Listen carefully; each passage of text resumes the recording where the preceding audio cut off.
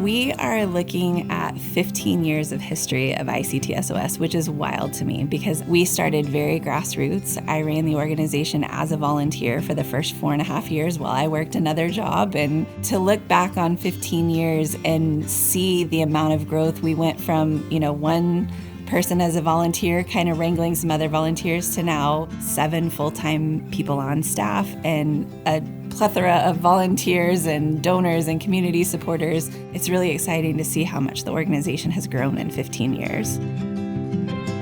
At the heart of what we do is education. For me, this is one of the places where we can, as an organization, really go upstream and hopefully stop things before they start. So in the middle schools, we talk a lot about online safety, healthy and unhealthy relationship dynamics. What does trafficking look like? Then in the high schools, we dig in a little bit deeper. We talk about what is trafficking, what does the law say, what is the definition? We run through several scenarios of different ways we see that play out in our community and talk about what does that look like, what are the resources, and really as a friend, how would you step in and help your peers if you had somebody come to you that was in a tough situation? ICT SOS has been coming and speaking my classes for, I think, about 10 or 11 years now. So I think it's really important, in this day and age for age-appropriate human trafficking education, having a group of people that come in and this is what their job is, what they do. Bringing that expertise in is a huge benefit to the school at large. I love that ICT SOS is in the schools.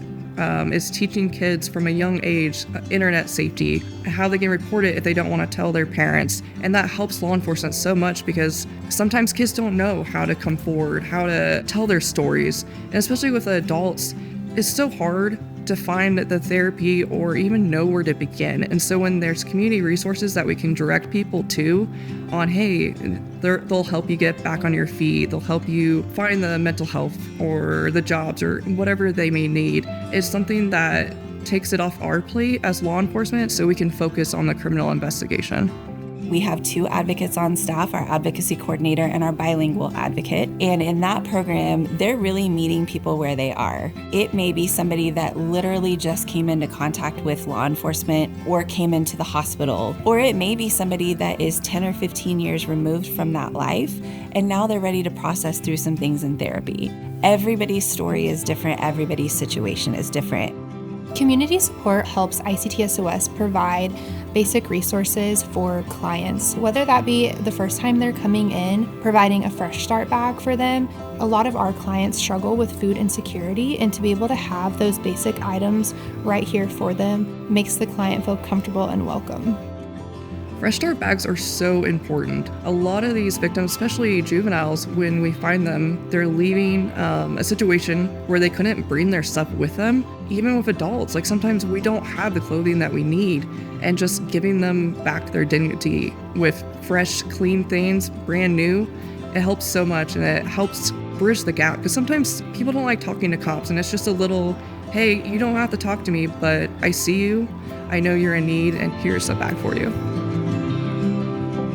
Fresh Start is a duffel bag that has brand new clothes, full-size hygiene, a fast food gift card. For our kids, they have a toy and a storybook. That may be Legos or a stuffed animal. If Fresh Start is where you're at, Clean Start is where you're going.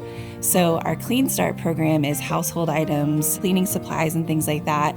And we love when we get to give out a Clean Start basket because that typically means that we have somebody that's moving into safe, stable housing. Partnerships are important for sustainability. We're very collaborative, and we know that we can't do everything. And so leaning into our business partners and nonprofit partners and collaborating to be able to serve people the best we can is what we will always try to do. When I look at things from the foundation point of view, that's sort of our bottom line. We want to see how many people have been impacted. And so I've seen all of those numbers. I know that people are being helped. But the thing I love is just the so outside of the box thinking and way that they're operating and doing things. I really do think that they're going to be the leader in how a nonprofit operates within this city. We know, unfortunately, we're probably not going to see an end of trafficking and exploitation. As a community, we've got to continue investing in how do we get better at serving people and address systems and issues that then lead into trafficking. A mom that is coming for services now and getting connected to stable housing, working through their trauma in therapy, they are parenting different and providing a different life for their kids than what they were provided. And we're gonna see that ripple last for years to come. Same thing with our students. If they are not being exploited or abused because of prevention education, that changes the whole trajectory of their life as well. That's harder to put numbers on. I can't tell you how many kids we kept from being trafficked or kept from being exploited online, because if it didn't happen, we don't know. We've got a lot of work to do. We've got big plans for how to do it, but we need the community to come alongside us to make that happen.